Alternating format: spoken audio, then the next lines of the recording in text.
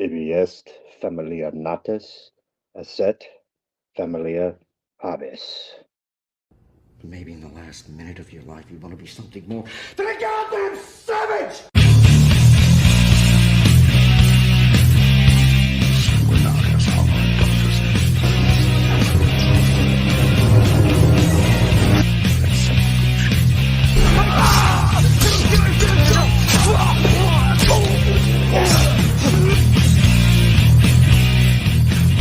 Annunciare mendatio. Ego sum homo indomitus.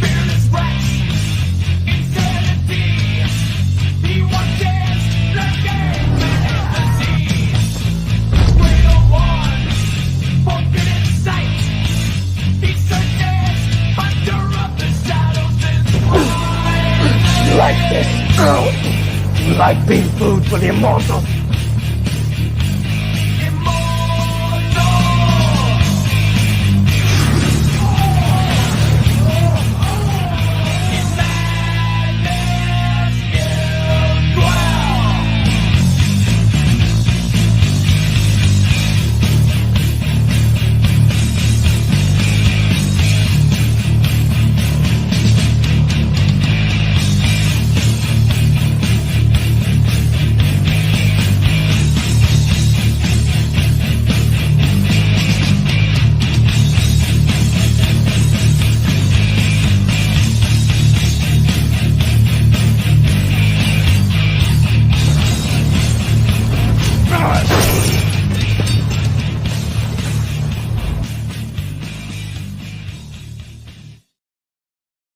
My savage friends, you are listening to Savage Spirituality.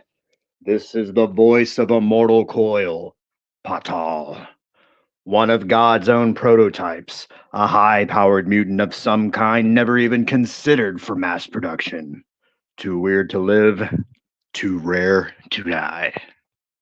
It is Saturday, June the 1st, 11 p.m. West Coast, Seattle, and it is time, my friends, to get savage. This video contains copywritten content, however, under the Fair Use Act, Section 504C2, Title 17 of the United States Code. This content is presented for the purposes of education and entertainment through the use of parody, satire, critique, analysis, and/or social commentary by means of subjective opinion. Viewer discretion is advised. We have just under 1,000 hours to get monetized, so hit that bell, share out that link, drop me that comment, let me know how we may serve you in this ongoing interaction.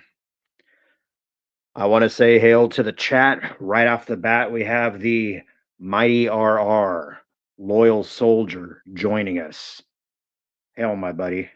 And we have Mr. Mike Does saying bitching and giving his approval, the thumbs up. So, whether you are joining us in the live stream or upon the repeat, I'd like to ask you to raise your whatever it is you are imbibing, lift them up high, and join me in the savage salute. Here's to us. What is like us? Not a goddamn thing.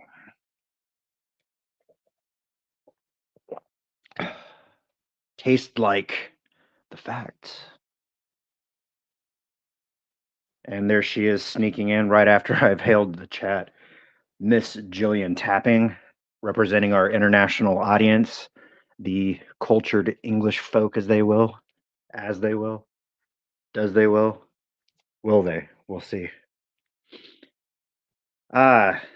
So it's been a while, you guys.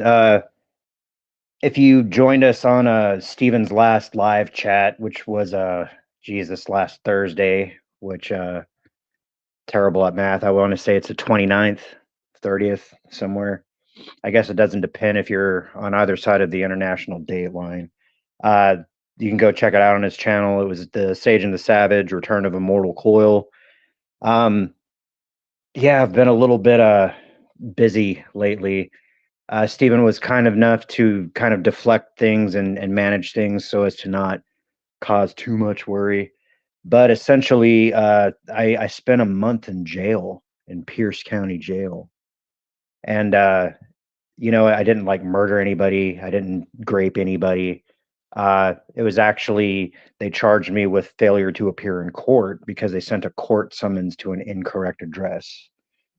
Now, revolution is my name and all that kind of stuff, but I don't make it a habit to disparage, at least not undeservedly, the uh, the people who are civil servants and who are in the military and all that kind of shit.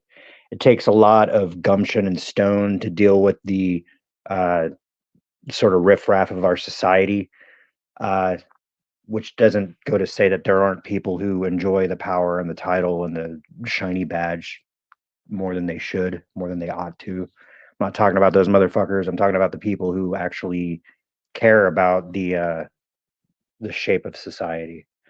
Um, but yeah, the long and the short of it, and I'm actually creating a series of videos based around my jail experience because it was, as everything else in my life, rather atypical. And it wasn't like a simple thing of like, yeah, I'll surrender and I'll go and I'll hide under my bed and hope that Pookie doesn't come and try to tickle my fanny. No. Actually, what ended up happening was I applied the principles of savage spirituality and more or less took over the influence of the cell block that I found myself in. Um, so just to give a sort of like a small synopsis of all that, I was out walking May the 1st. Steven the previous day had actually arranged for like a fundraiser stream for me because I was on the verge of getting kicked out and you know subject to the elements, which is ironic because it happened anyway. But the chat came through. I raised a couple $100. I was elated that all of you fine people actually gave a shit. Uh, so here I am walking my happy ass up the road trying to yank some money out of the ATM, and this tiny little cop. He was about 5'5", which is like you know 6 or 7 inches below the crown of my head, depending on what convenience store I'm leaving. Uh, didn't like the way I looked, apparently. Um, and I'm I when I'm walking around and shit, not many people notice me anyway, and the people that do tend to give me wide berth. But this particular day, I was wearing these like brown pants that I wore when I was painting and contracting, so they had like paint and spackle stains on them. I had my steel-toed boots. I had on a black T-shirt. It was actually a Phantom Menace T-shirt for those of you who remember where we came from. I had on my Carhartt jacket, which is you know, canvas and waterproof and fur lined. Has a hoodie. I was wearing a Carhartt nightcap. Had my hair tied back in a ponytail. I was wearing headphones. I was listening to something. I forget. And I went and I sat down on one of those green electrical power boxes, and this cop just rolls up and demands that I state my business. And what am I doing? You know, assing all over his town, kind of thing. And I was like, "Well, listen, sir, I'm tired. I'm taking a rest. I was gonna go and pay some bills, and I'll get out of here." And then suddenly I get surrounded. There's a female cop, and then there's like a field cop supervisor. And this guy, he starts acting like, finally, I'm gonna get one over on those kids who tormented me in high school. Uh, it starts to look way more serious than it really is. So, I stand up, not like alarmingly so, not challengingly so, but enough that this guy felt my full height. And I was like, "Am I under arrest?" And he goes, "No." And so I said, "Okay, if I'm not under arrest, then I'll just be on my way. After all, this is America. I know my rights." And immediately he's like, "You are being detained. If you attempt to flee, I will pursue you and put you on the ground." And I was like, "Okay, calm down. I'm not going anywhere." And he demands I produce my ID. I produce my ID, runs over to his little computer and starts typing stuff in and comes back and he goes, "Mr. Coil," which is obviously not my last name. "Mr. Coil, do you realize that you have a warrant out for your arrest in Pierce County?" I said, "Warrant? Pierce County for what?" And he goes, "For failure to appear in court." And I said, "Okay." So he says, "At this point, I'm placing you under arrest. Go ahead and turn around." And, he handcuffs me and he kind of takes this like, "I'll handle this." Everybody else, sticks me in his cop car and drives me from Auburn, Washington, which I no longer reside in. So I don't mind.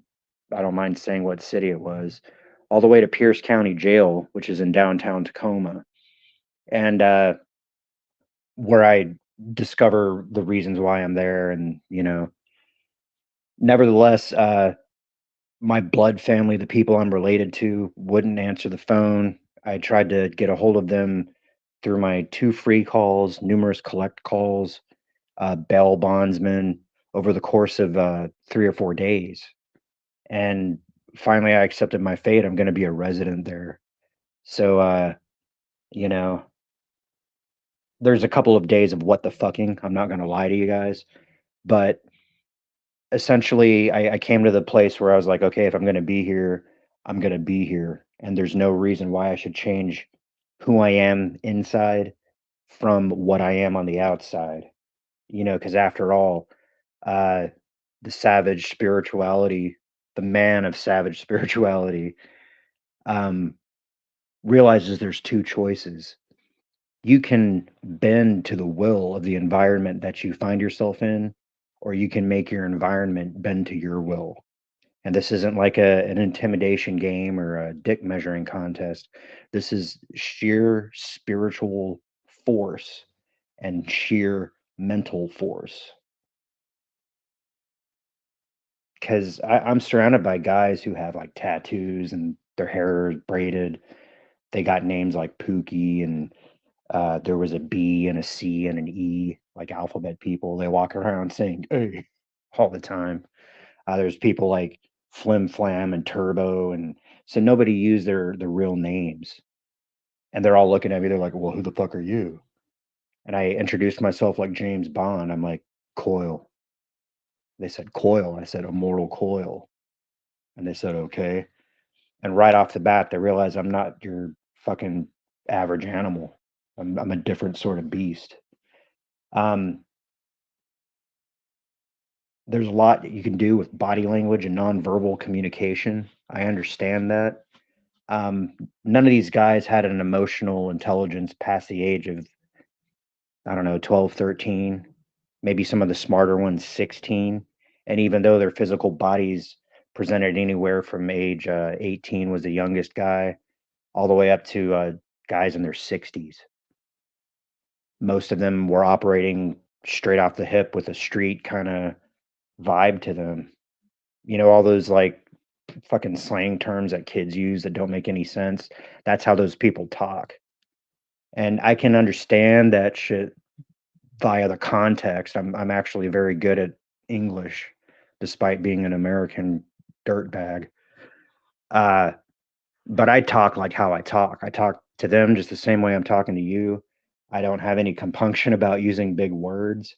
I don't use it to confuse people. But again, like if they're going to talk street, then I'm going to talk wits. And you either get it or you don't.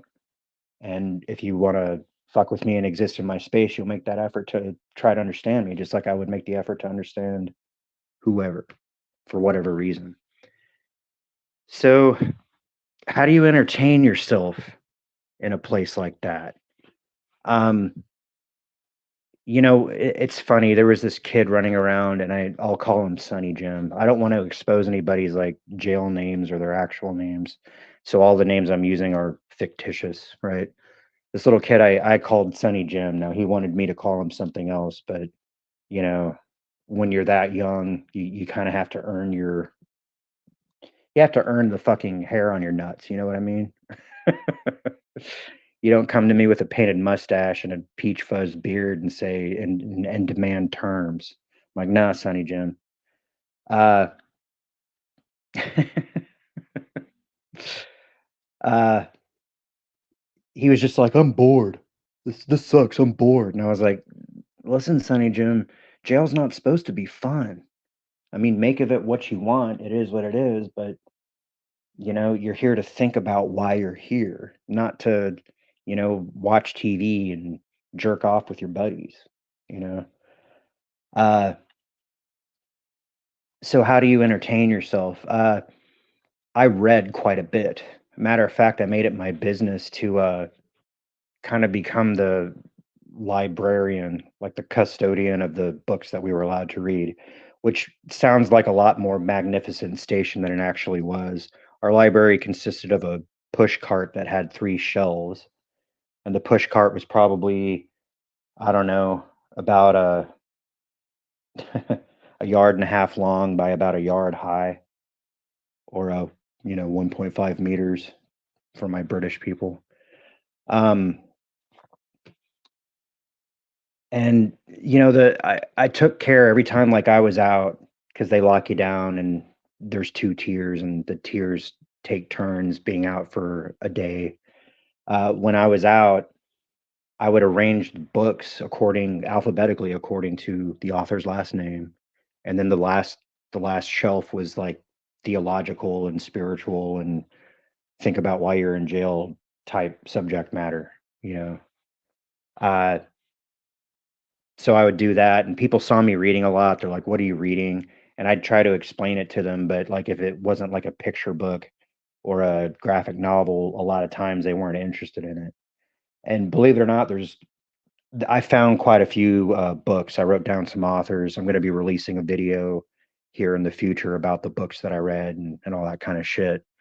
Uh, but one of the things I started noticing was the difference in intelligence between myself and the rest of the incarcerated men. And I say this without ego, my savages. I was the smartest man in the block. And that goes for the cops, that goes for like all the Sonny Jims all the way up to the old ponytail men, you know? Uh, and they could see that, they could feel that. I'd communicate that with my eyes. I'd communicate that with my vibe and the way that I talked. Again, not talking down to anybody, not making myself seem superior in any manner. Just existing, walking my step, meaning what the fuck I say, that kind of thing. Um, so when I wasn't reading books, I was writing quite a bit. I took meticulous notes. Um, which is going to become the basis for this playlist that I'm going to create. I got enough experiences and stories and subject matter for 8 to 10 videos, depending on how I slice shit up. Um, but the main thing that I found interesting, and there were several copies of King James Bible, and then there were several copies of the Gideon version, which is an updated version. You might remember them from the Beatles song Rocky Raccoon.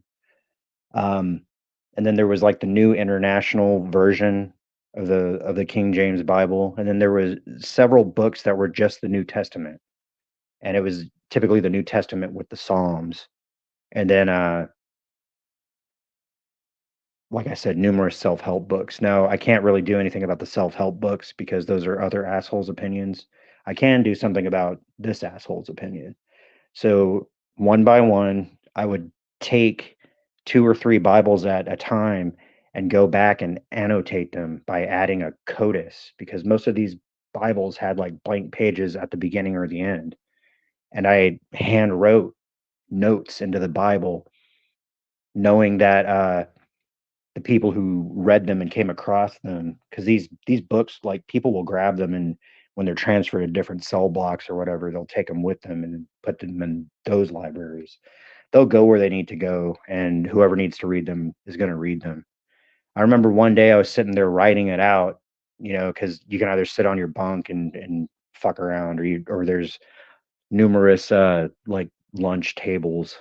Even when you're like locked down, you can sit down and write. I had a couple of like artistic friends and a couple of like, more scholarly folks who sometimes hung around, but I tended to be a loner when I was doing that shit. So I'm sitting there writing in the Bible.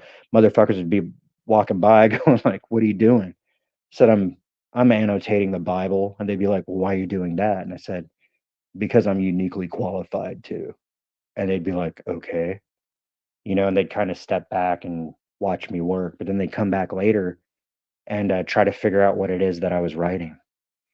So what the fuck was it that I was writing? Well, I'll get into that with you guys. First, I want to go back through the chat because it looks like you guys have been quite active here. So let's see.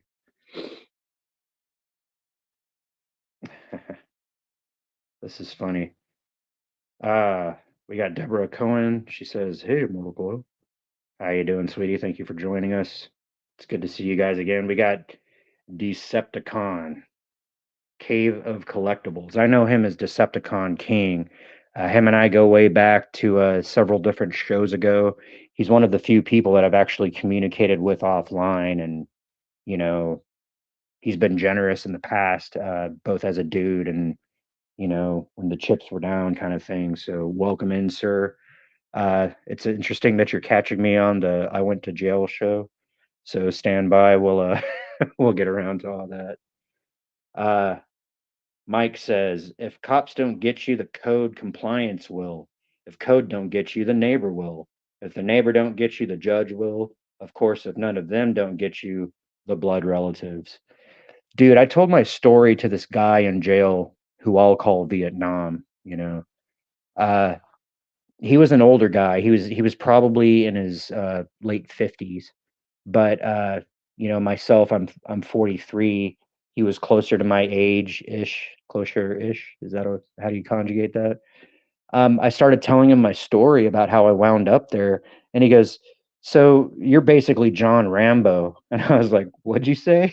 And he goes, John Rambo. You've seen that movie First Blood, right? Where he's arrested in town because he wanted a hamburger or something. I was like, "Yeah, I know. I've seen that movie.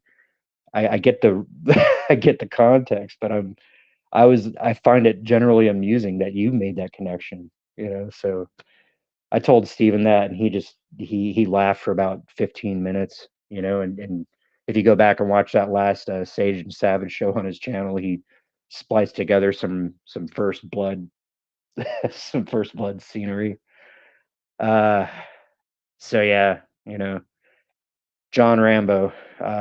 I didn't walk her. That wasn't like my name. Like I said, I introduced myself as Coil. But John Rambo, I wouldn't have mind being called that. Ah, Deborah says, whatever environment you're in, your soul doesn't change.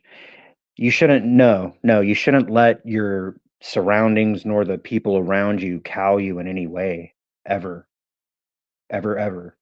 I'm not saying don't be respectful about who you are, or don't be disrespectful of the space or of the people who were there before you got there. But it's just like, in a strange way, it's like training a pack of dogs. You got to use your energy to announce your presence and be comfortable with where you're at. Wherever you're at, that's where you belong. If you didn't belong there, you'd be somewhere else. So here I am. Here's what I got to deal with. Here's what you got to deal with. Fair enough. Deborah also says probably why they're here. Probably. What happened to your place while you were away? What books did you read? Uh, so that's a harrowing tale. Like I said, I tried for about a week to call my relatives and various allies. I even got desperate and tried to call my daughter's mother. None of them answered. And then they take away your cell phone, of course. So like every other modern dork, and this is a failure of mine that I'm gonna have to remedy at some point. Uh, I don't have the typical numbers of the people, even the people close to me. I don't have their phone numbers memorized anymore because I have a little backup brain in my pocket. I don't need to remember. I got my phone. I got my smartphone, right? My phone's smart. Is it? Are you? Apparently not. Uh, but then I did remember my best friend, and Steven's like up there too, but like I haven't met him face to face. This is a guy that like I've known for 20 years. And I started adding him into the rotation, and he didn't answer the first time. He didn't answer the second time. He did answer the third time. And thank fucking God, or the flying spaghetti monster, whatever you guys believe in. Uh, and he became my man on the outside. He's like, listen, just give me a call every couple days. I don't care if it's collect, I'll answer. We can't spend an hour on the phone, but we can touch base. If you got shit you need done, if I can help, I will. I was like, fair enough. He's a fucking savage too, by the way. Like we're very, very similar. I don't know that he's as book smart as I am, but he is honest to a fucking T, for better or for worse. Um, he got in touch with my landlord, and my landlord, whenever he found out that I was locked up, he's like, "All right, well, Coil's going to be evicted, so that's that." I was like, "Okay, that's good to know." So instead of spending that fundraiser money on my rent, I just wound up with a couple $100 in my pocket when I got out, um, which was a good thing because even when I went to court, the judge was like, "So you don't have a job?" And I was like, "No, Your Honor." And he's like, "And I understand that you don't have a residence." I said, "That's correct, Your Honor." Because the prosecution was offering this deal with so many days in jail and so many days at home with an ankle bracelet, which, if you guys have been to jail, those of you who have, you know how fucking uncomfortable those things are. And this isn't my first rodeo, by the way. So that's also a little bit of how I was able to be so zen and on the inside. Uh, he was like, "Okay, so since you're basically indigent, and like this is a judge pronouncing me that, so that's my legal categorization as of May the 20th, 2024. Uh, you do a couple of extra days in jail, and then that will satisfy the ankle monitoring requirement." And it was only like a week extra, and it's like, well, I'm fucking here anyway. Why the hell not? Um, so yeah, I basically when I got out, I didn't have anywhere to go, and I slept outside for a couple of days. Um, I had like a bag of clothes. Um, my buddy helped me move my shit into my storage unit, which you know, is actually overdue at the at the moment, but there's a hierarchy of needs as a espoused by Abraham Maslow, which was a psychologist that's worthy of your study.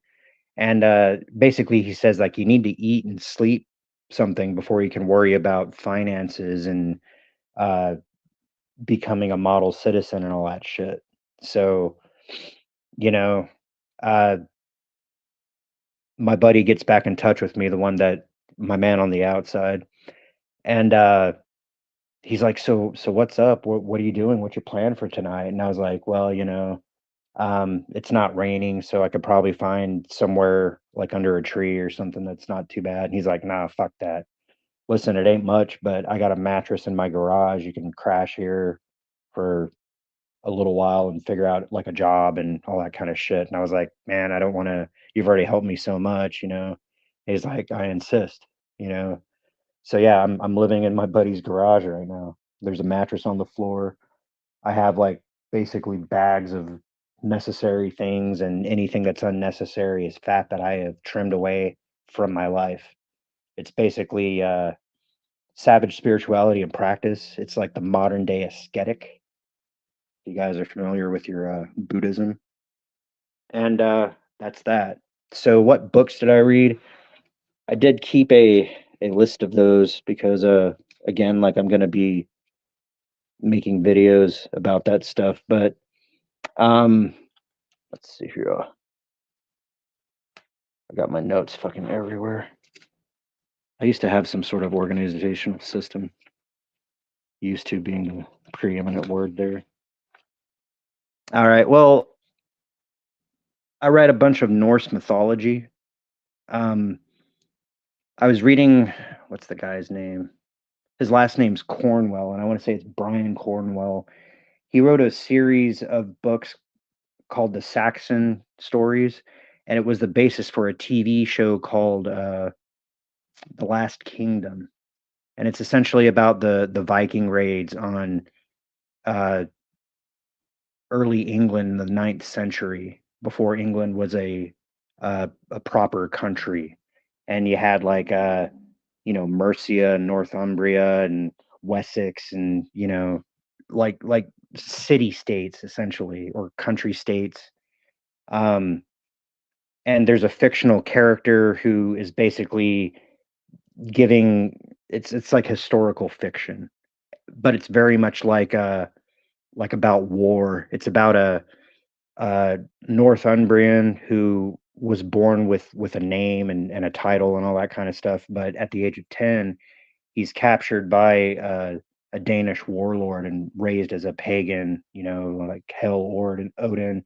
He wore like Mjolnir on an amulet around his neck kind of thing. He was raised pagan, yet he's a British man, so he makes an alliance with King Alfred the Great to go and basically fight the war on his behalf. Again, this is a fictional character, but it's very plausible and very visceral and very bloody. So that was some of that, which encouraged me to read actual Norse mythology. And I forget who the name of that guy was, but it was a book that was published originally in 1903. And this was an example of a book that a lot of people wanted to read, but because they couldn't read anything that was multisyllabic, let alone a little bit older and archaic. Because 1903, I mean, if you're 43, 1903 doesn't sound that long ago, but from the standpoint of 2024, that was like 120 fucking years ago. That's like if you found a bottle of whiskey that was 120 years old, that kind of thing. Um, Also very interesting. There was this guy named what's his last name is Brown with an E at the end of it, and he wrote a book called The 48 Laws of Human Nature. He also has books called like Power and War and Seduction. I read the 48 Laws, and I got like I don't know, 7/8 of the way through, and I was like, well, I'll just find it on the outside and finish it up. I actually had plans to at some point go and get in Steven's face, like physically, and bring him a copy of that book and be like, you need to read this motherfucker. Because actually, the second chapter in that book dealt with narcissism. And this guy, like, I've read a lot of books, Savages. This is a book that uniquely impressed me, and I'm sort of cynical when I read books, because being well read, you kind of develop a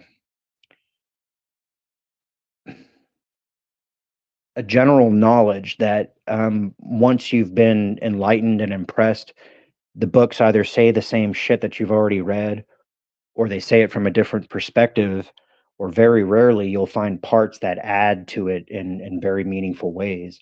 And this guy had that sort of effect. I had read a lot of the shit that he was talking about, but his phraseology and the sources that he cited, and his command of the English language, because I believe the guy is British. When I was looking at the bibliography page, it said first printed in Britain in 2019, blah blah blah. And I was like, okay, only a Britishman could write in English, right? Proper English.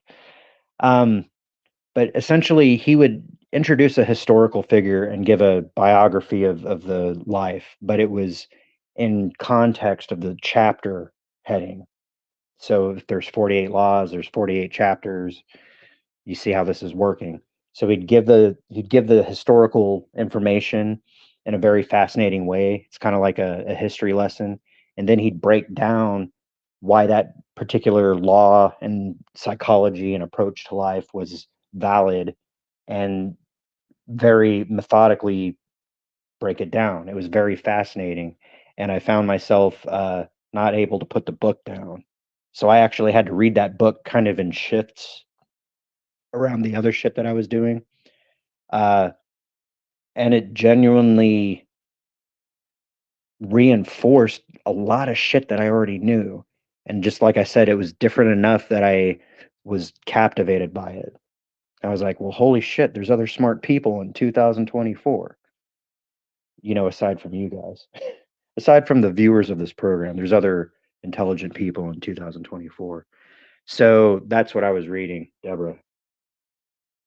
Uh, how long was I in there? I was in there for approximately a month, um, which is kind of a drop in the pond compared to some of those guys. I mean, there were some guys that, they came in, they were drunk, they were there for the weekend, and then they were bailed out.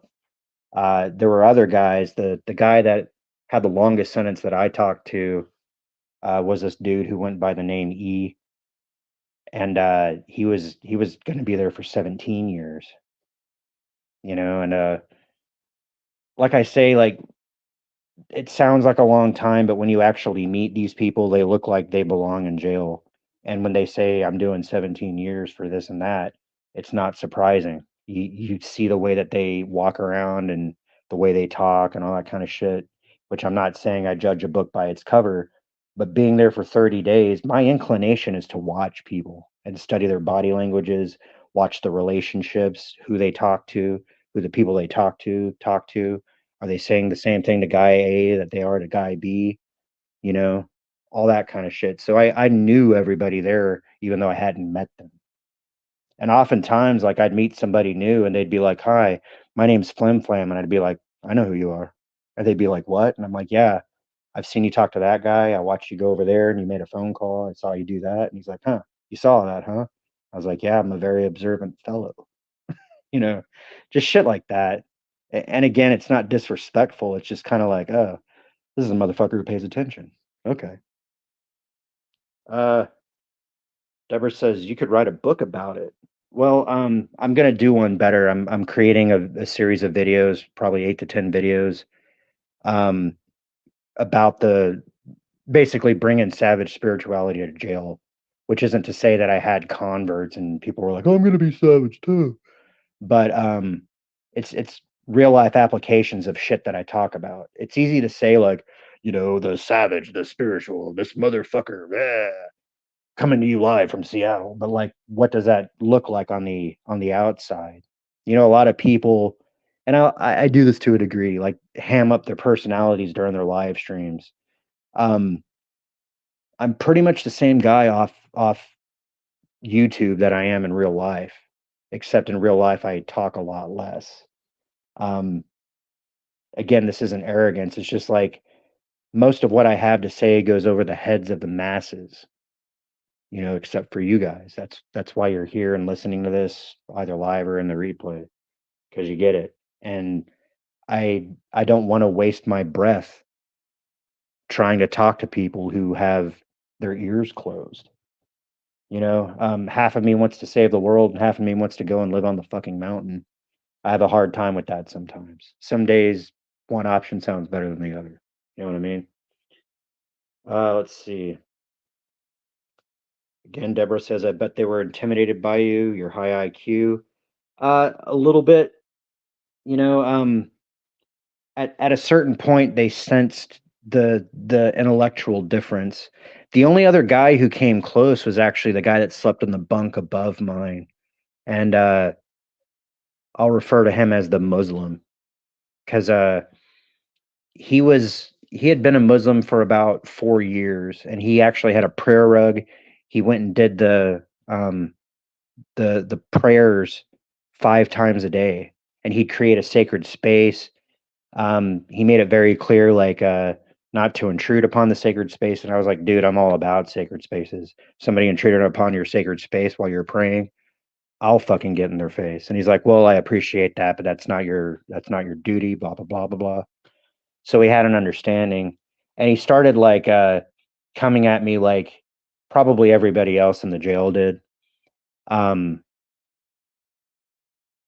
which is their knowledge of Islam probably came from the mass media, from like the Durka Durka Muhammad Jihad and all that kind of shit.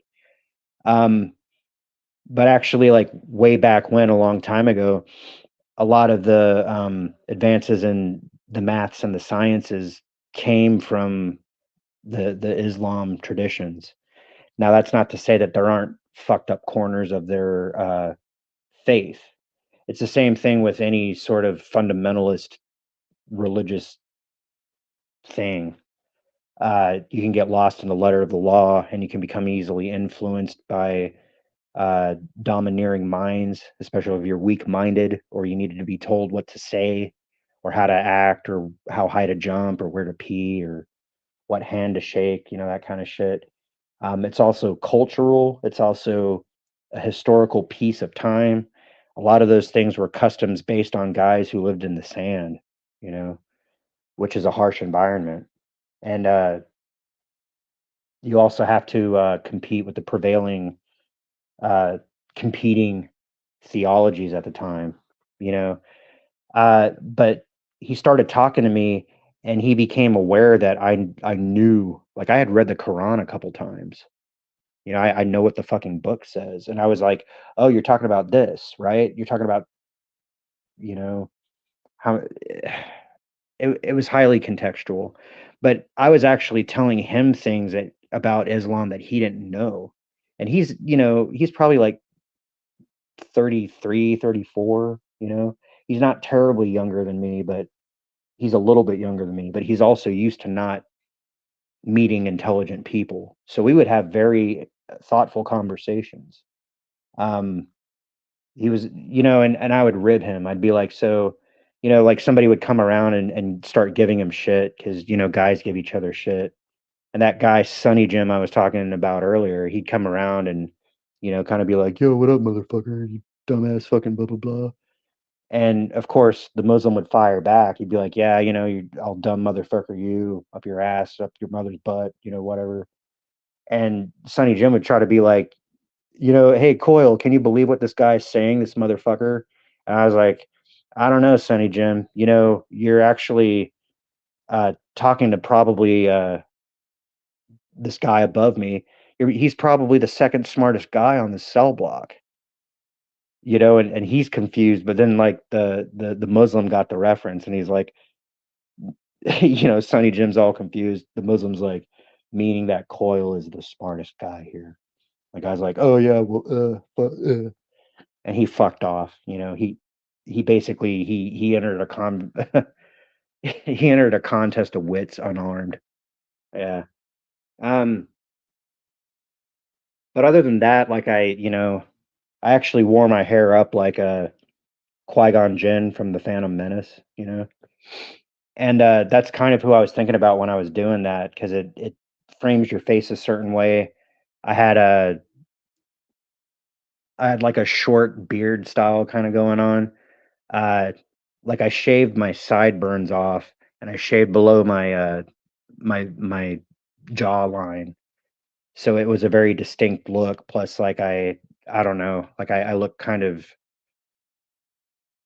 I look very masculine. I don't know. Go on my fucking Instagram, you can see what the fuck I look like.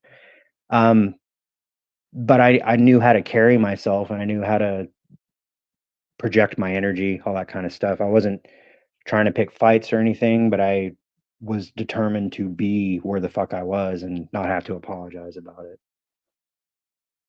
Tina Bojan, Bad Take Bojan. Good evening, friends. Well, welcome in, sweetie. We're talking about my time in jail. Go ahead and have at it. Rookie Critic. Hail my trans fat brother. What is up, my friend? Uh Again, you're listening to Tales of Jail kind of thing, my jail story. Uh yeah, Rook, don't go to jail, man. I think they'd like you too much. He goes, they're alive, yeah. Did they shave you? Nah, bro. I energetically made their balls into punchy bags. How about that? I didn't have to get any fist fights, and essentially, if you're able to run the room like I did, other guys would fight for you. You know, um, the guy. So the Muslim lived above me. The guy next to him on the top bunk. I'll call him Vin Diesel, right? He was kind of like that sort of character. Um, Surprisingly very spiritual. He was interested in Buddhism.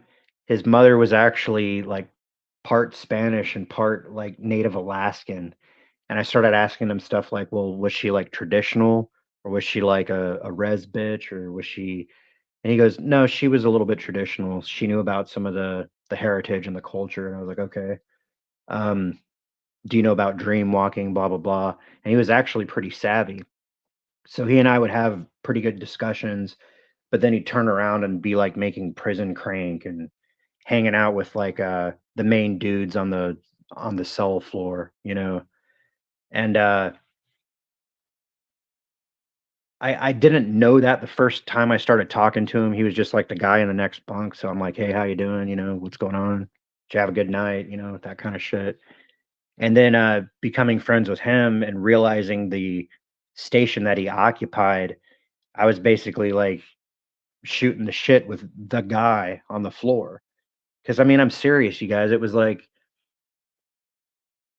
those David Attenborough nature shows where he's like, if you look at a troop of the great apes, notice how the younger males will tend to groom socially the more dominant males in hopes of receiving their favor. And it was that same kind of shit. Like these guys would come around and kiss Vin Diesel's ass and braid his hair and toss him soups and you know if he was upset they'd be like, how's your day going, how you feeling, buddy, that kind of thing. And he was kind of quiet and internal, but like every now and then he'd say something fucking real and he'd be like, yo everybody, if you're gonna fucking take a piss, make sure that you're pissing in the hole and not all around the rim. If your dick's that little, take a step forward, and people be like, oh shit. I thought it was funny, and I wasn't like guffawing or like snickering out loud, but I was just kind of like smiling amusedly to myself. Um, but just shit like that. If something was wrong or if I thought something was weird, I'd just go up to him and I'd be like, "Hey, I noticed this and that," and he'd kind of like nod and think about it, and next thing I knew, it was fucking handled. And that's just off the merit of being honest and saying what you see and following through with what you say and not even talking a lot, just like action, action, action, action. That's what that's about. Deborah says, I have my phone number on the group Twitter chat that Walton put together. If you saw that and called me, I could have called Walton on your behalf.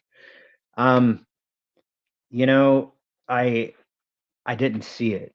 And like I said, they took my smartphone from me anyway, so I was down to the phone numbers that I had memorized, which were my daughter's mother, my blood brother, my buddy whose garage I'm staying with now, and the one person that I didn't know who was kind of tangentially related to all three of them was my stepmother.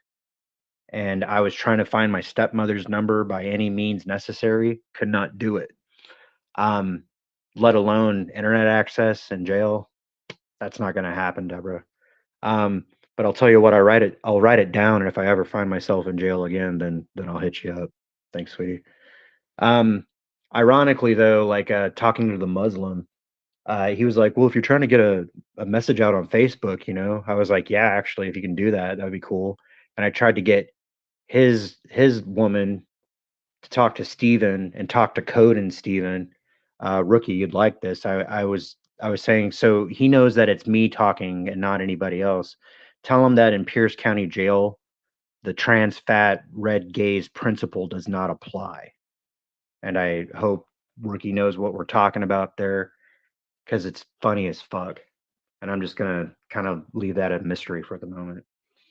Mike says the look of independence comes with discriminating terms. Yeah, and the funny slash sad part of that, Mike, is that not many people are willing to pay that cost, because to be that honest requires complete transparency. And the average cat who's in there for the weekend or whatever, they're going to be intimidated by the situation. And I'm not going to lie, I didn't like walk in automatically going like, yeah, this place is mine. Like the first like 10-20 minutes there, I'm just like looking around at everybody, taking in the energy all at once. And yeah, I had a what the fuck, where the fuck am I kind of moment, but you have to pull yourself together relatively quickly. It's like a shark smelling blood in the water. Any sort of weakness, they'd exploit it. There were several like kind of like butt boys or like punching bags or guys that came in sideways and said the wrong thing to the wrong guy at the wrong time. Uh, there were people who committed social faux pas, like they didn't even know what the fuck they were doing and why it was wrong. And they were at least nice to give you a warning. They'd be like, "Hey, new guy, whoever the fuck it was, uh, we noticed you did XYZ. That's really not cool. So just next time think about it and maybe do it a different way. All right? All right." So it's like at least the first time they made you aware of it. So the second time, if it happens again, well, we already had this talk. So you must be doing this on purpose by this point. You know what I mean? Kind of that construction mentality. Uh,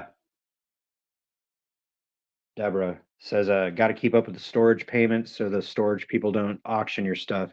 Yeah, that's definitely going to be a problem here in the next couple weeks. I'm still, being declared legally indigent. There are uh, county resources as far as like employment and food and clothing for employment goes, uh, along with the parole officer and blah blah blah, and court requirements. But uh, I still do plasmapheresis, just like I was talking to some of you guys about it.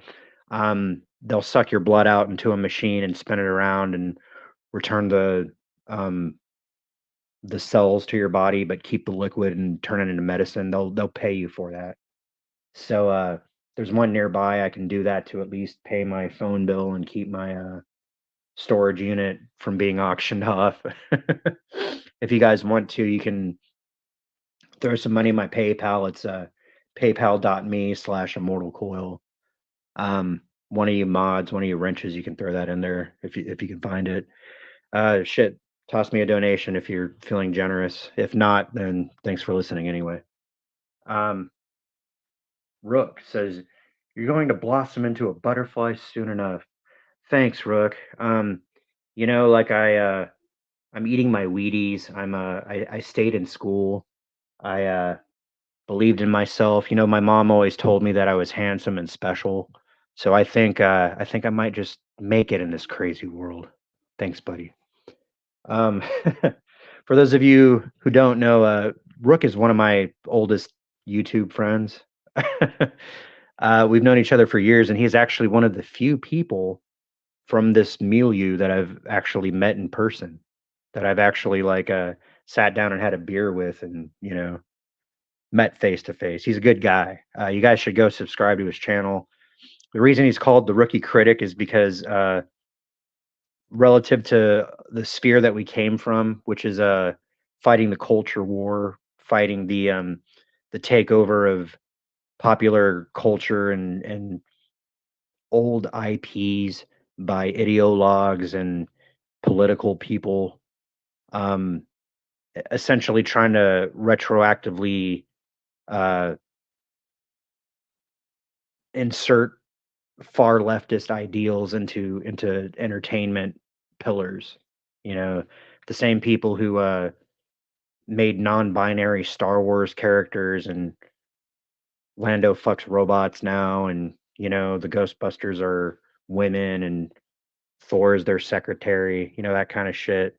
Shit that doesn't make sense. The Doctor Who has been a man for 60 years, and then he becomes a woman, and then he becomes like a gay black man or something like that.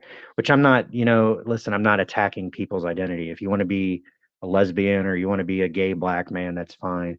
But I don't need the finger wagged at me and telling me that if I don't watch it because I think the story and plot suck, and go against established canon, I don't need you to answer that valid critique by saying I'm racist or I'm a sexist or I'm a isophobe or whatever. This channel actually initially started off as part of that movement, but I quickly found that too many other people were doing that way better than I could, and with much more frequency than I could muster. Because I found out that these people actually have editors and like script writers, and they could just send a raw video off and it'd get processed and turned into something like in hours. Um, versus me, who took like maybe 2 or 3 days to properly turn around a video.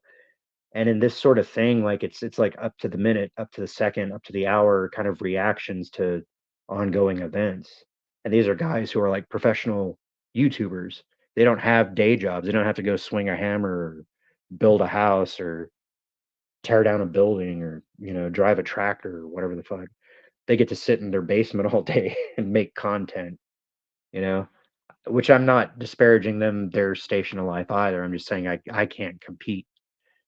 Anyway, Rook, a lot of these movies that we talk about, he hasn't seen. He's watching them for the first time and he's putting out his honest reactions to them.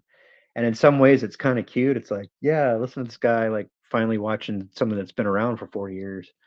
But at the same time it's honest. And you know, Rook is nothing but supportive of up and coming channels. Him and his buddy Angus and I don't know if you still fuck around with 10, man, but they find a bunch of channels and a crew. They're in a lot of ways like perhaps their first 100 subs. Just selflessly. Plus, he makes a damn good sandwich. You guys should go check him out in Subway. He'll make you a cookie, make you a sandwich, make you feel better. Let's see here. Got to get in a car so I can swing by sometime. Yeah, man. DM me. I think you still have my phone number. I'll shoot you my coordinates. We should get together again. That'd be cool. Uh, ooh, he says he met Angus in Ohio last week. Man, how was that? Black Angus reviews, sort of the black sheep of the fandom menace, character assassination, all that kind of shit. But he is also a genius of putting together groups of people. Some of the most famous fandom menace people from what I guess Walton would call it the second wave, right?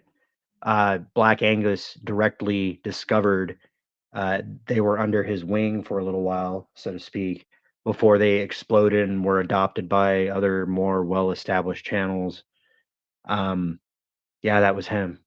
So that'd be cool to hear about. Deborah says, could you do a fundraiser for a trip to visit Walton? Y'all need to get together in person finally. Yeah.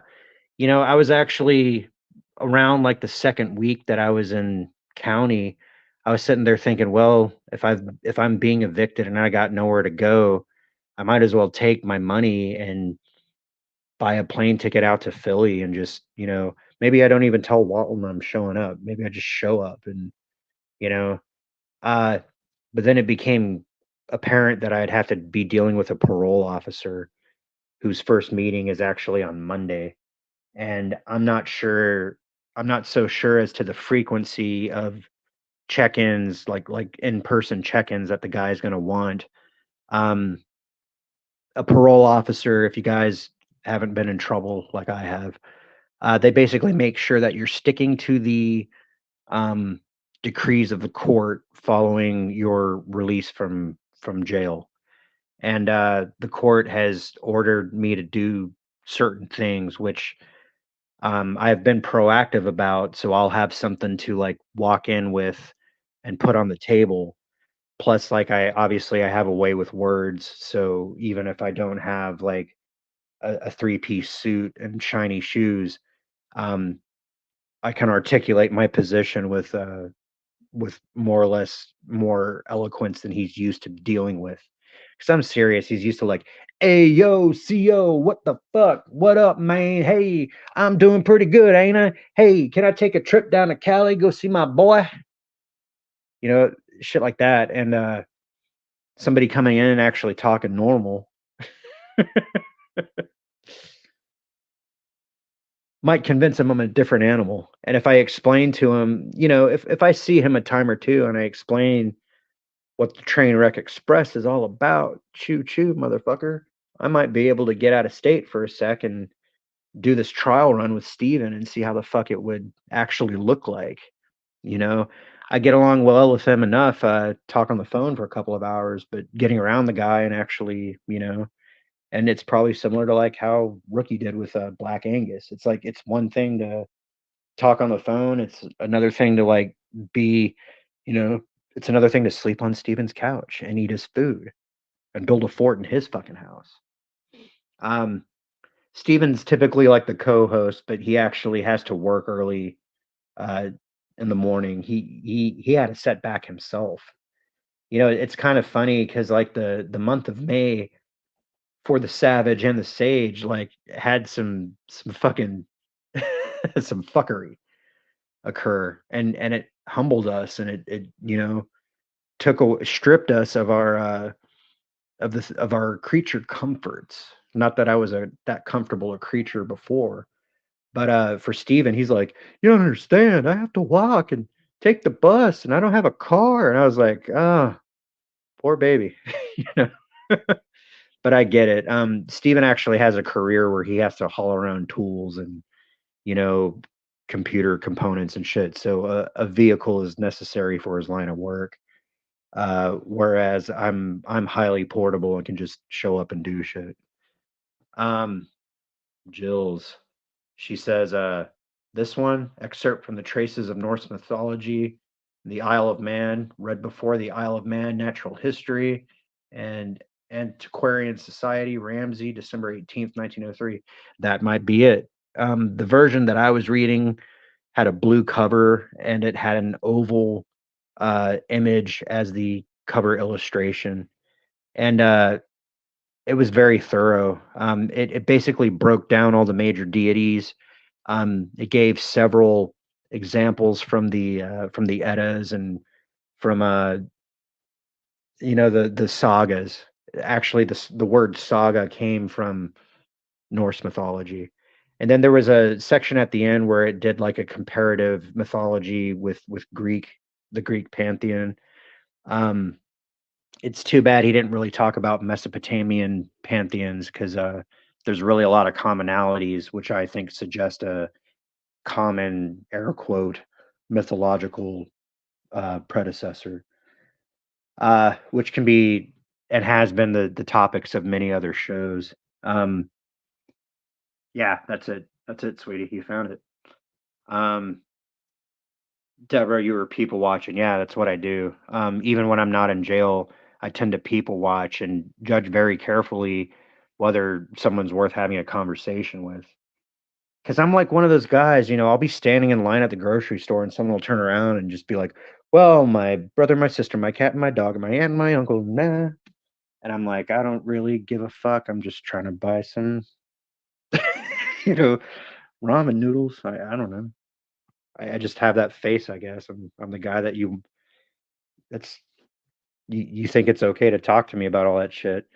Um, it's because it's because I prefer to talk about real things, matters of the spirit, matters of survival, and just most people don't want to talk about that. I don't really watch sports, not really.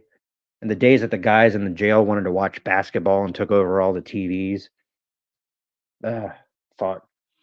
you know and it's a good thing I read books anyway, but the other thing is you get tired of reading at some point, so that's when you can just kind of like hold the book in front of your face and kind of listen to what everybody else is talking about and see what everybody else is doing, and then they just think you're reading.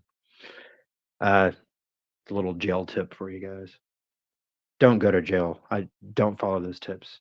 Be a good person, stay out of jail. Don't be like Coil. We got Snowed Up. He's like, look who's back. Coil's back. Tell a friend. Coil's back. Coil's back. Coil's back. Dude, yeah, it's so hell shit. We got like three fatties in the chat going on here. What the fuck? Is this a sign, maybe, Dubs? That I don't know. Should we hold a gender check here? Word on the street is that Walton and Dubs have a their own show going on Wednesdays, uh, talking about the downfall of the narcissist. Very interesting shit. Um, as you guys know, like Snow Dub. Well, if you don't know, you should go fucking check his channel out and find out. Uh, Snowdub has been combating these amateur fucking puppet hour motherfuckers with all the might of Jim Henson's middle finger, which I am proud to say that he is carrying that moniker proud. That badge I affixed to Jolly's chest. Hell yeah, sir. Really appreciate that. But yeah, go check out his channel. He fucks with Walton on Wednesdays, on Fridays and Saturdays, depending on his constitution. He runs a very funny, very relevant, uh, basically the Muppet Show, the modern Muppet Show. Uh, he's a fellow former Seattleite, I suppose. He had a rap hit back in the day. You know, he knows what he's doing. He's also a good guy. He's one of the most honest motherfuckers I've met, and consistent at that. You know, a lot of people can say a lot of things and do a lot of different shit over the years, but Snowdub's fucking consistent. He has the savage approval. Yes, he does. Uh, Deborah's saying those things Arabs wear on their heads actually protects them from the sand blowing in their face. Yeah, yeah. I'll talk about this in some video, but as the savage spirituality progressed, I actually entered into states of dream walking with both Vin Diesel and the Muslim at different times, and I would actually compare notes with them the following day or the day after, depending on how busy they were and what the fuck they were doing. And they were like, "That's fucking scary and weird," and I was like, "No, it's not. It's a metaphysical skill. Do you want to learn, or do you want to be a fucking muggle like everybody else?" You know. Let's see. Deborah's got a shit ton of questions. Were you able to sleep okay? Was it really loud at night? How was the food? Sleep. So there were definitely hours where there were lights out and you weren't allowed off your bunk unless you were using the toilet, essentially. So you had the choice. You could sleep. Um, there was nothing from stopping you from sleeping during the day, but like if you missed chow time, you missed it. And if nobody saved you any food, you had to wait. Um, Chow time took place at 4 a.m. for breakfast, 9 a.m. for lunch, and around 4 p.m., 4:30 p.m. for dinner. And that's it. Unless you had food from the commissary or somebody tossed you something else, that's it for the whole night. But and I'll make a video about this. There was this evening soup ritual involving ramen and either jalapeno or flaming hot Cheetos. And I swear, like ramen and Cheetos, that was like currency in jail. Like people were sitting there gambling, playing cards, playing dice, and the value would be in money. And typically, the way that you would pay back shit was tossing soups or throwing money on their inmate account or putting money on their phones, whatever. It was like especially those long-term guys, like the 5, 10, 15 year motherfuckers. That's all they had to look forward to, you know? Uh, it was crazy. The food itself was a little bit better than cafeteria food from high school, but not quite as good as like airline food. It's somewhere in between. The caterers for that particular for Pierce County is a company called Aramark, and they have a website. You guys can go and look. They have like this nutritional programs for correctional facilities, like page. And they try to, they took pictures of it almost looks like white collar criminals. Nobody that looked like the people that I was locked up with. Just sitting there like posing, sitting in front of a tray of food with like smiles on their face, like eating jail food is a wonderful gourmet experience. There were some things that were better than others. I think the best thing that they had there was spaghetti. Their beans and rice was okay, but the real secret was to save a packet of seasoning from your ramen and sprinkle a little bit of it on top of your, mystery meat and stir it around, and it actually tasted somewhat like food. The food that I hated the most was it had to be grits. These grits tasted like runny snot, like no flavor at all. You get jelly and you get like the Kool-Aid flavor pack kind of thing that came in. It looked like a skinny package of ketchup or something or mustard, but it was powder on the inside. So you could waste those things on the grits and make it better.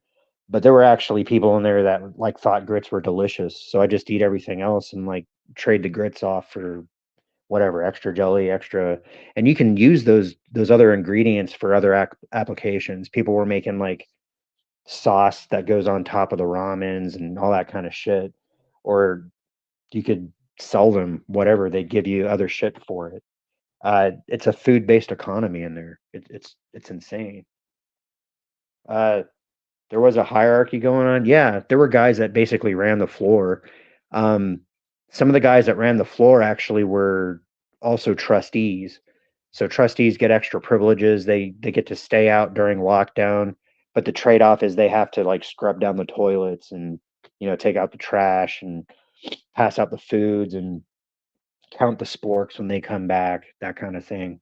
So that way people aren't making shanks, because that's a thing too. Um, it's not that uncommon for new guys to come in and then somebody gets to ask them about their paperwork. Let me see your paperwork. And that's because heinous offenders like rapists and molesters and you know people from Epstein Island, that kind of thing, they get they get dealt with. Let's say that. I don't know how graphic I can say that on YouTube, but you guys get my meaning. Yeah. Let's see.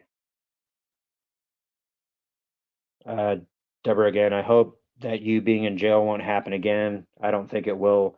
I don't intend for it to be. The only reason that I found myself there was because I had a warrant I didn't know about and because some fucking cop didn't like the way that I looked. Um, if I hadn't had a warrant, there would have been no reason that the cop could detain me. I wasn't driving anywhere. I wasn't bothering anybody. I was just sitting down, taking a rest because I had walked. The place that I lived in Auburn, I had to walk like 30 minutes to get to my bus stop. And that's about 2.5 miles for you guys. Then from the bus stop to the bank was probably about another 10 minutes. So, yeah, a fucker gets tired from time to time, you know. Need to kick back and kind of, catch my breath. Um, which is kind of cute. I got out my brother, who is like my guy on the outside, his girlfriend was we took like this walk around the block and she was huffing and puffing by the end of it. And I was like, really? You're tired? Let me tell you, I walked like 5 miles. I sound like an old man already. I got my grandpa stories already lined out. 5.5 miles in the snow, up and down hill. The jail don't care. What the fuck did you do today? You ate a bonbon? You watched some TV? Kicked up on a comfy couch? I sleep outside on the ground. Fuck. I'm laughing at it because if I didn't laugh, yeah, you got to. You got to. Mike says control the narrative. Yeah. Whose narrative? Should be your own. That is absolutely correct, sir. That is how the savage do. I need to get a Zafrank to make a savage Immortal Coil video. Let's see. Deborah says, that Malcolm X befriended an Islamic dude when he was in jail. Yeah, that's where he learned the tenets of Islam. And here's what's funny. Like I said, like I had read the Quran a couple times. the Quran, or I don't know how they say it.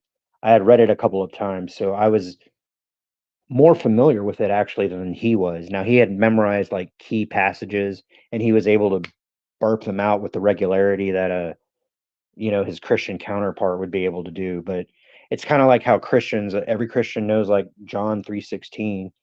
He knew common passages like that. He knew enough to know the rituals and customs that was expected of a Muslim man, and he knew the talking points. Because if you guys haven't read the Quran, half of it is establishing a culture. It's like it begins with the Archangel Gabriel coming down and grabbing Muhammad by the throat and saying, "You will listen to the word of Allah. You will heed to it, and you will write it down and communicate it." Okay, yes, sir, Mr. Angel, sir. Um, it talks about life, how it was in Muhammad's era. It talked about the other theologies that existed at the time. Um, it's an Abrahamic religion, so all of the patriarchs go back to Abraham. But whereas Israel followed Isaac, the Islamic people followed Ishmael, and Isaac and Ishmael were brothers. And one supposedly was the favored child of Yahweh Elohim, and the other one was the favored tribe of Allah. Now, Elohim is a plural, but the singular in Hebrew is Allah, and then the Islams follow Allah. I'll leave that for you guys to puzzle it out. It's interesting stuff. Jill's still moving, so gotta listen later. Stay strong. Hey, I get it. I appreciate you showing up at all. I know it's like probably an awful hour over there in Europe, undisclosed European vacation. Parrot Head, what up, buddy? Been a while. Where's the tree humper? He means Walton, you guys. Apparently Walton likes to fuck tree knobs and shoot coffee enemas up his ass. Steven has a technological job in the morning, and he has to deal with public transit and Ubers and rides for other people while he's trying to put together money to get another jalopy into working order. So I told him I was going to talk to you guys about jail anyway. So not sure how many times he's been to jail, or if he ever has, or if the jail that he's been to was like an over the weekend oopsie that he got bailed out of. But I was just like, look, man, take care of yourself, take care of your family, do what you got to do first. It's not a big deal. Before he was ever my co-host, I was kind of like talking to myself anyway. Plus, I'm hanging out with all you guys, so I mean, you're just as cool as Walton, right? You just don't have a mic in your face. Let's see here.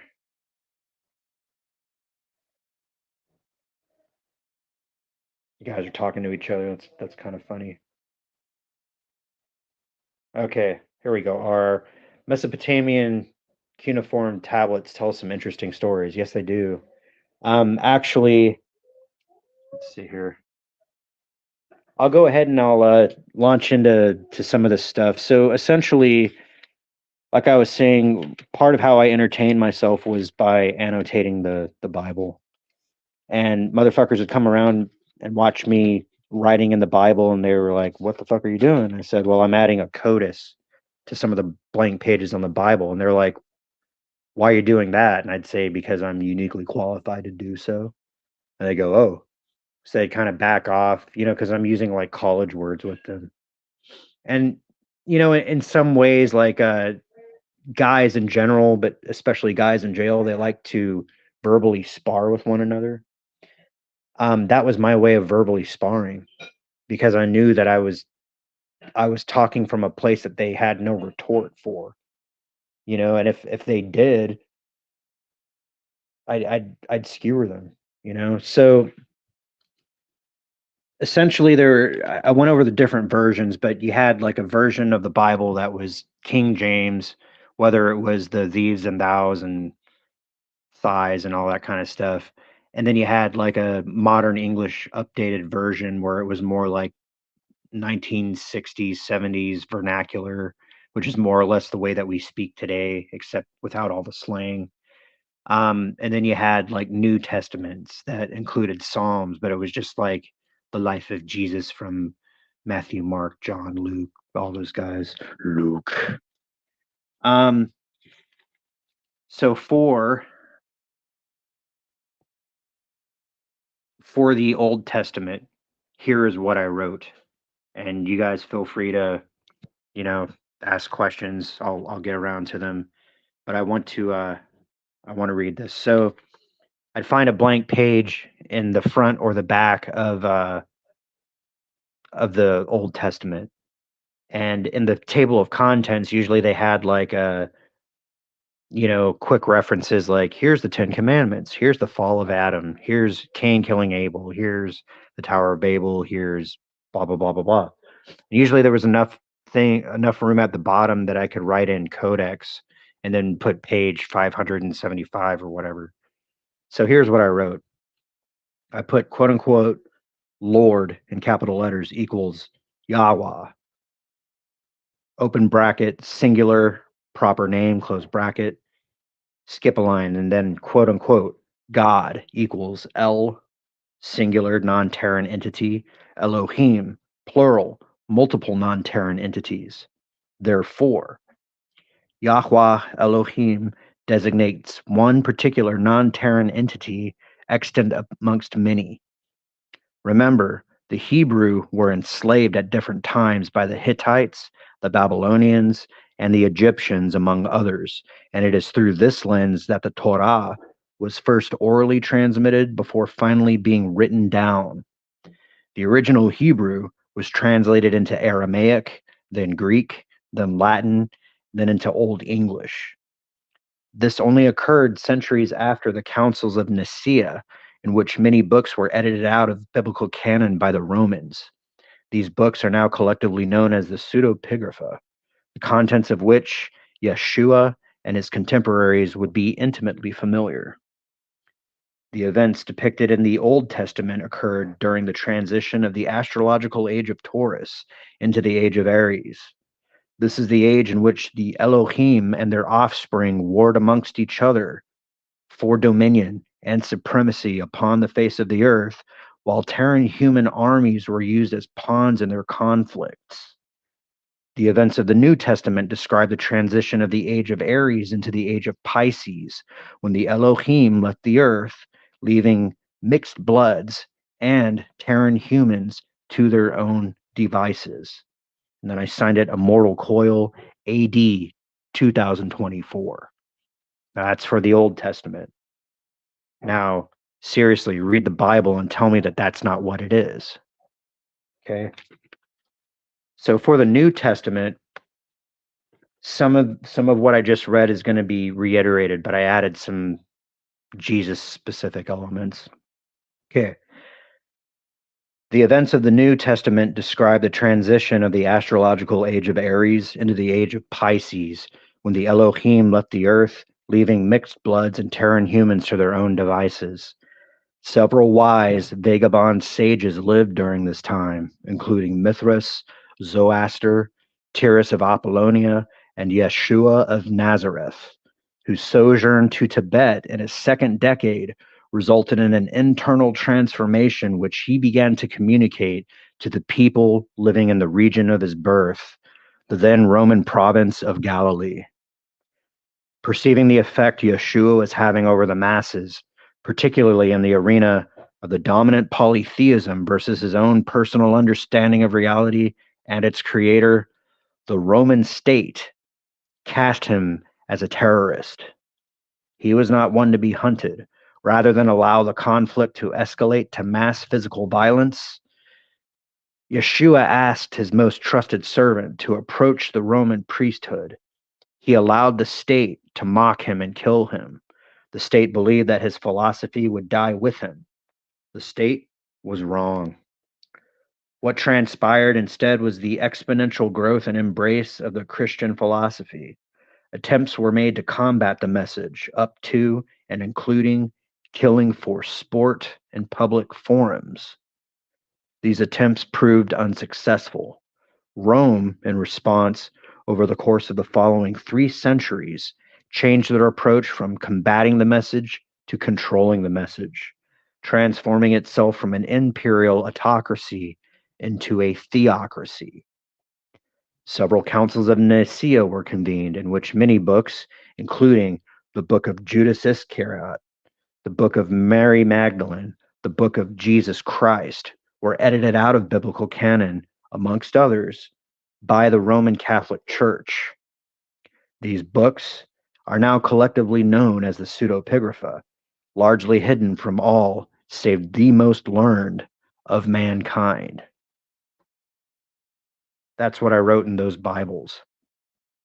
And if they had some extra pages, I would actually add some the Rodin math, vortex math, like the basic, like the V shape, the W shape, with the 369, all that stuff. Marco Rodin has a 4-hour video. One of you mods can throw the link to that video in the chat for me, and talked about 1, 2, 4, 8, 5, 7. And then I talked about 3, 6, 9, and kind of wrote out like basic, like as much as I could fit on one page. And I swear, like some of the jailbirds, they'd walk by and see me writing, and they'd look at what I was writing, and I was, especially the vortex math. They were like, "What's that?" And I'd be like, "Well, this is the vortex math. It describes the principles of a spiral and of a tube torus, and how it's the fundamental structure of reality." And they were like, "Well, that's a little bit above my pay grade," except like they said it like in hood speak. And I'm like, it's really not that complicated. If you actually tried to read it, you might understand some of it. And they were like, "Yeah, whatever." So I actually strategically like got up and took a piss. And then when I came back, sure as shit, there were like 4 or 5 of these motherfuckers sitting around like apes trying to figure out the Rosetta Stone or something. And some of them actually were kind of grabbing it or grasping it. And again, it's like social proof. Your fucking reputation goes up after all that kind of shit. So that was actually the main thrust of what I was trying to accomplish today. But you know how these shows go, man. Like I get talking to the chat, and you guys make the show so much more interesting. Like I halfway forget about what I was going to talk about in the first place.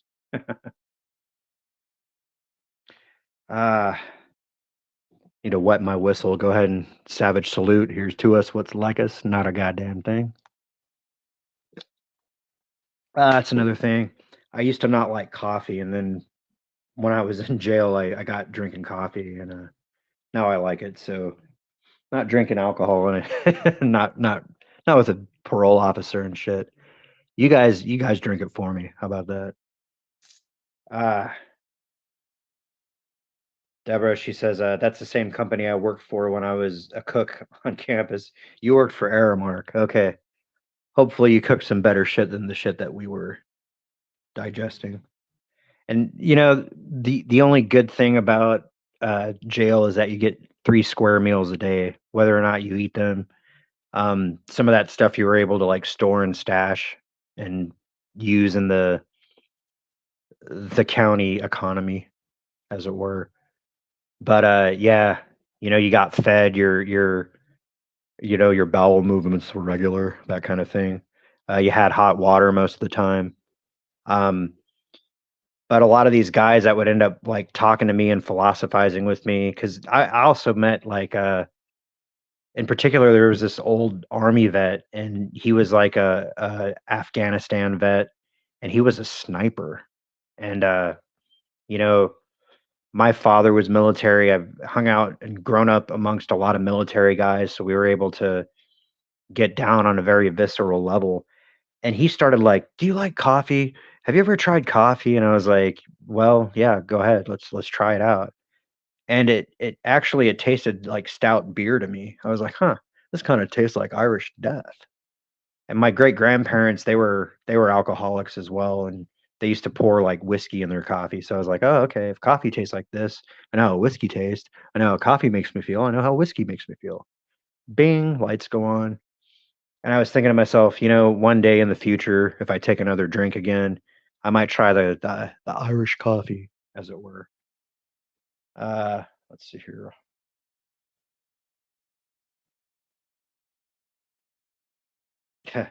May was a bad month. Yeah, that's a fucking understatement.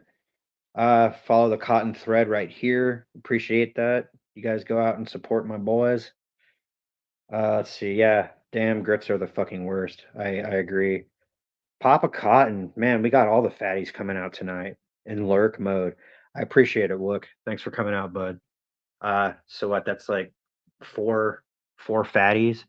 If Steven was here, it would have been five, but hey, like I said, Steven's got mouths to feed and computers to fix because there's porn to be watched somewhere illegally from some professional office device. Deborah says, "Did you have jobs to do while you were there?" No, not anything official, but unlike most of the beasts that dwelled there, I actually wiped up after myself. Like I was saying, my buddy I call Vin Diesel, he came out and berated like everybody for pissing on the rim instead of pissing in the fucking pisser hole where you should be. Um, so I noticed that, and I wasn't like, "Hey, Vin, check out what I did. Did you see what I did?" No, I started wiping shit down after I was done. Like same thing when people wash their hands, they got the sink basins all fucking covered in water and did just walked away like they shook their hands off. They walked back to their bunks because they gave us these little like it was a towel, but it was really about the size of four washcloths put together, arranged in a rectangle. Excuse me. And you were supposed to dry your entire body plus your hair with it. Um, so they'd flick their hands off in the sink and go and use their towel and just walk away and forget about it. And I would take like extra toilet paper and wipe down my sink after I was done washing my hands. And what's funny is that the trustees saw me doing that a couple times, and they were like, "Huh." They're like, "What's up, man?" And I was like, I just don't want the next man to have to deal with my mess. I didn't say it like in the sense of like, "Well, I noticed that you guys were bitching about it." So if you put it more in terms of you're thinking about the next guy walking up to it, it makes a lot more sense because you're not concerned about yourself. You're concerned about the next man. That shows forethought. That shows consideration. And that shit goes a long way in a place like that where people are just adult children most of the time, you know? Let's see. Parrothead says, I have a buddy that spent some time up in Walla Walla. Yeah. So the Muslim actually, he was gonna be there for 2 more weeks after I got out, and then he was gonna be transferred to where the fuck was he going? To Puyallup. Puyallup has a prison as well. Let's see. How did this nasty Sharia law get in the Quran? Dude, so okay, I don't know if I finished it, but like half of the Quran is establishing the culture and customs. The other half is how to argue with people who are not Muslim. And I'm serious, it goes like letter by letter. Um, it said something like, and the Prophet Muhammad was in a foreign land and he was taken prisoner by, Joe Blow Dickhead from, you know, Dickheaderia. And while he was there, he was asked about blah, blah, blah. To which he answered, does it not say in the Quran that under these circumstances, a man is supposed to answer this way? Which is funny because if the Quran is saying, does it not say in the Quran? Of course it says in the Quran. It just happened in the Quran, during the Quran. It's like that place, it's like that part of Spaceballs where they're watching now. What the fuck's going on here? This is now, sir. Everything that's happening now is happening now. Well, when was that? Well, that was then, sir. That already happened. Well, can't we skip ahead? And he's like, well, yeah, we can try, but this is now. Well, when will the future be now? He's like, soon. It's the same sort of thing. It's like this disembodied, and we have the benefit of hindsight. The Quran happened centuries ago. If you've read more than one book, then you can kind of understand how it's set up. But if you're like picking sand fleas out of your ass hair and you have like a camel and a couple of wives, then you don't really have the luxury to spend your spare time in the libraries educating yourself. You're battling the elements at the same time that you're trying to keep your culture cohesive. Um, so I'm sure a lot of that in the context of the time that it was written was designed to keep their culture homogenous and repel foreigners. But you got to understand there's also a lot of historical things that, as an Abrahamic religion, goes back to a conflict that occurred in the city state of from Mesopotamia, as Mike pointed out earlier, or was it RR? It was one of you guys. And all of that stuff has to do with like off-world extraterrestrial interfamilial dynamics, which I sort of allude to in the codex that I put down, but not in so many words. Because I mean, if that would hurt some people's heads, talking about ancient aliens would really hurt some people's heads. And you got to like ease these motherfuckers into it. And normally I don't even fucking bother with that, but I was like, listen, if I'm going to be here, I'm going to leave my mark somehow. Somebody needs to read this, and it will go where it needs to go. Forward momentum, because I got forward momentum. My momentum's taking me the fuck out of here, but somebody should derive some benefit from me ever having been there. And that's sort of how I made peace with myself. If I'm here, it's because I'm supposed to be here. If I wasn't supposed to be here, obviously I'd be somewhere else. Life's pretty simple. Humans overcomplicate things with their reasoning faculties a lot of times. And that's the thing, like Lao Tzu and all, Buddha was saying, like, if you're here in the moment, if you're present, then it's a lot more simpler than if you're wondering about, you know, yesterday.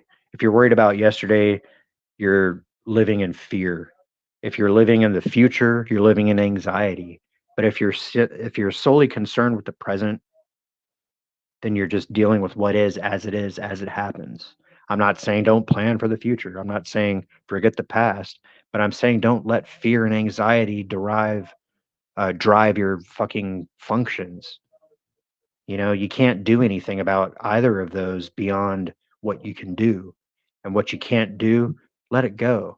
That's what the non-physical part of you, that's what the creator, that's what all your fucking soul essence is supposed to take care of. You're supposed to concern yourself with surviving and thriving and helping out who you can and offering your wisdom and your take when it's appropriate. And you're also supposed to pay attention. It's really, really simple. Really not that complicated. Sharia law is a disgrace to Islam. It's not their brightest and shiniest moments, but all of the major faiths, after they've been taken over by, the masses, have had terrible, like you compare that with Christianity, where they were burning motherfuckers for being witches and heretics and all that kind of stuff. Um, the Catholic Church is completely corrupt. I would say along the same lines as Sharia law, just in a different way. But you know, it's kind of like the culture that was presented in the Quran was not allowed to adapt and evolve into modern times. You'll see motherfuckers rolling around with like gold watches and Bugattis and all that shit, but they're still operating with a you know ninth century fucking mentality. You know, And that's one of the things. So, like, every now and then the Muslim would be like, "You would make an excellent Muslim. Have you ever thought about considering?" And I'd say the same thing every time. I kind of snicker and I'd be like, "Listen, buddy, my walk has taken me further and wider than Islam could fucking offer me." And I said, between you and me, I believe no man-made religion will adequately explain uh, your purpose in life and your relationship with the creator. I believe that's yours and yours alone, and as an individual to ponder with the creator. And you can choose to do it or you can choose to not. And that being my mentality, your book's not going to be enough for me. And not only that, I read your book after I read a lot of other books, a lot of better books. And if you read your book, you would know that to be a complete Muslim or whatever, you should familiarize yourself with every theological text in existence. Not only so that you can know what it is, but so that if you're trying to defend your religious position, you can do so from a place of knowledge rather than a place of emotive reaction. And he was like, huh, I see what you mean. And I was like, well, of course you do. And the part that I wasn't expressly telling him was like, listen, dude, my soul is old. I fucking know the big guy upstairs, like, personally, that kind of shit. You can't say anything. You can't show me anything in a book that would impress me past the experiences that I have personally had. And once you've had a personal experience, outward explanation is unnecessary. That's the savage fucking perspective. You know what I mean? Uh, they thought you were a priest or an angel, maybe. You know, um, if they were like, "So who are you? What are you about?" I'd give it like James Bond. I'd be like Coil, Immortal Coil. They're like, "Well, who the fuck are you? What are you about?" Well, I'm part warrior, part healer, part priest, part scholar. There's some parts of those that I would prefer to be rather than others. Who I am depends on the situation I am and who I'm dealing with. And that's kind of my way of saying, like, I'm Bart Simpson. Who the hell are you? And maybe it sounds pompous. I don't know. That's just the way I fucking talk, you guys. That's true. I have a feeling the Bible also had or has disgraceful laws that involve public. Yeah, dude. Um, when Moses came off the mount and found that the tribes of the Israelites were worshiping a golden calf, because we got to remember, like I wrote down in the fucking thing, um, the age of Taurus was over. We're entering the age of Aries. So if you're worshiping a golden calf, which was a sign of the previous astrological age, he threw down the fucking tablets, the fucking 10 commandments that God wrote with his own finger, if you believe this shit. And in frustration, he's just like, I go for like fucking a couple days and you guys are already doing this shit. So he got his brother Aaron and he's like, I want you to kill every one of these motherfuckers who was engaged in this fuckery. And then I'm gonna write down the 10 commandments again and we're gonna start over. And they're laying down the laws, and like, you're supposed to, like, when your woman's bleeding, like, you're supposed to throw her in a tent and leave her alone for 10 days or whatever. A man's not supposed to touch her. She's not supposed to come out. She's supposed to be attended to by other women. uh if she's unfaithful to you, you can, like, kill her with stones, that kind of thing. There's things about, like, how much people are worth as in terms of, like, foodstuffs or, like, camels or donkeys or whatever. Apparently, if your brother is married and he dies, then you're supposed to, like, marry his wife and take care of her, that kind of shit. So there's lots of ridiculous things that applied to the conditions and make sense in those contexts, but they are not really super applicable in today's modern world. And I'm not saying, like, if you work out an arrangement with your brother to take care of his wife and then in the event of his untimely demise, that's neither here nor there. But, like, to say, like, that's God mandated, when really it's just like a way for man to create a management system over other men, um, and couched in theological fear, uh, that's a completely different animal, in my opinion. You know, but people were people were different animals back then, I suppose. Let's see here. Vortex map fits the Bible. Uh, I think it's evidence of the hand of God, so I saw fit to stick it in there. But it only fit in a certain version. It fit in the Gideon's New Testament that included the Psalms, because there was, like, 4 or 5 pages in the back. So I broke down like half of the New Testament stuff on one page, and then I had like a splash page that had the vortex math symbol, and then like 1 plus 1 is 2, 2 plus 2 is 4, 4 and 4 is 8, 8 and 8 is 16, but 1 and 6 is 7. went through all that, and then I went like 3 and 6 alternate and replicate themselves. 3 plus 3 is 6. 6 and 6 is 12, but 1 and 2 is 3. 12 and 12 is 24, but 2 and 4 is 6, so on and so forth. And I was like, 9 creates itself. 9, 18, 27, 36, 45, all adds up to 9. Then 0 is the fucking vortex, and then 9 is the white hole attached to the black hole. It's pretty fucking simple. And I tried to write it in as simple terms as I can, and basically let the math speak for itself.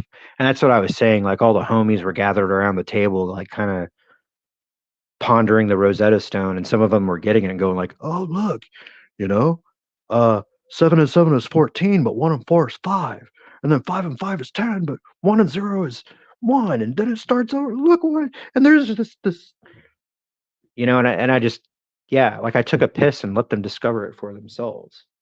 So who knows? Maybe a few neural connections were made, just a few, but I'm pretty sure that their gel-made crank or whatever fucking counteracts that. So, yeah. Let's see. Black Angus, man. So we got all the fatties coming out. He said, "Sup?" Yeah, dude. I've just been talking about being in jail and all the fucking shit that happens. I understand that you just met up with Rook. That was pretty fucking cool. Um, I'm glad that you guys. I don't know if you've met before, if that's your first time, but you guys have done so much for the Phantom Menace and adjacent communities that it's a crime that you hadn't met sooner. You know, I said it before, I'll say it again. You guys are completely generous with your time, especially with finding new channels and getting them their first 50 or 100 subs. That's fucking killer. Um, what happened? Sorry, just tuned in. Dude. Well, essentially, I've been discussing the in a very light manner. My experiences in jail. At this point, I'm gonna have to just refer you to the repeat stream, dude. Um, as it is, I've been kind of yakking for about a you know hour and a half, something like that. So, um, yeah, just check out the stream. Drop through Walton's thing, leave him a comment, all that kind of shit. Tell him I said hi. Ask him where the fuck he was, kind of rib him about that. It's okay to tease him a little bit. I'm not saying give him hell or flame him or anything, but just let him know you missed me on this channel, or you missed him on my channel, and let him know the demand's there. But truthfully, I don't know how much he would have to say about jail life. I don't know that he's been to jail, or if it was like a weekend trip, or if he did some hard time, some real hard time. Yeah. So anyway, I'd like to thank everybody for coming out. Please like, share, subscribe, all that kind of stuff. Once the stream's over, go ahead and thumbs up, drop me a comment. All that shit helps. I'm over 600 subs, which meets the sub requirement for monetization, but I still need about 1,000 more watch hours before I can get monetized. So do me that favor.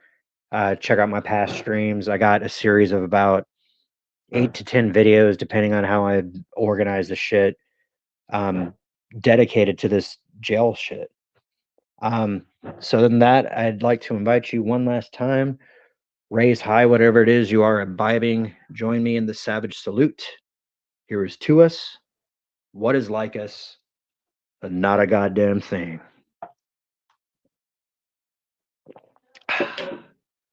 Peace.